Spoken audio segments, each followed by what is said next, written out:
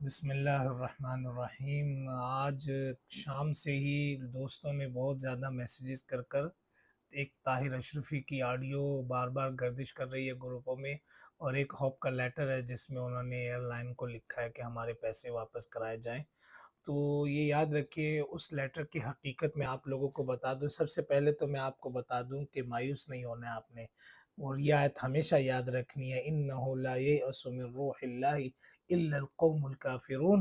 اللہ کے رحمت سے صرف کافر ہی مایوس ہو سکتے ہیں، ہماری مایوسی کفر ہے۔ اس لیے مایوس نہیں ہونا ہے، ہم مومن ہیں، ایمان والے ہیں۔ ہم نے اللہ سے اپنی عرضی، اپنی درخواست، اپنا مقدمہ اللہ کے سامنے رکھا ہوا ہے۔ دنیا والوں سے اللہ تعالیٰ نے یہ کام کروانا ہے، ان کے بس کی بات نہیں ہے یہ کام کرنے کی، اور اگر اللہ نے ہمارا جانا لکھا ہے تو میں نے جیسے بتایا کہ حج جب سٹارٹ ہو جائے گا، عرفات کے دن تک ہماری اللہ سے دعا رہے گی کہ اللہ اس سال ہی ہمیں بلائے، اور یقیناً بالکل ایسا ہو سکتا ہے۔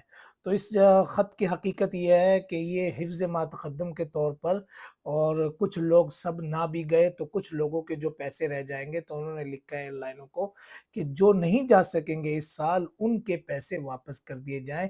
تو یہ حفظ ما تقدم کے طور پر، اس سے پریشان ہونے کی ضرورت نہیں ہے۔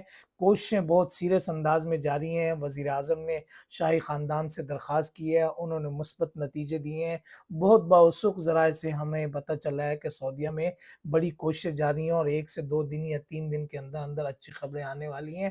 توافق کمپنیوں نے وہاں پر کہا گیا کہ ہمیں بار بار کہا کہ جگہ ہمارے پاس موجود ہے، اور کسی طرح ہم ان کو الاٹ کر سکتے ہیں جو لوگ رہ گئے ہیں، اور اس میں سب سے سر فہرست ہمارے پاکستانیوں کی چونکہ رقم وہاں گئی ہوئی ہے۔ تو بہت زیادہ، یہ صرف باقی لوگوں کا ہوتا ہے نہیں ہوتا ہے، مگر پاکستانیوں کے ہونے کے چانسز بہت زیادہ ہیں، کیونکہ ہماری پیمنٹ آلریڈی وہاں جا چکی ہے۔ جیسے میں نے اپنی پچھلی ویڈیو میں بتایا تھا کہ بعض کی تو پیمنٹ بھی کٹنا شروع ہو گئی ہے۔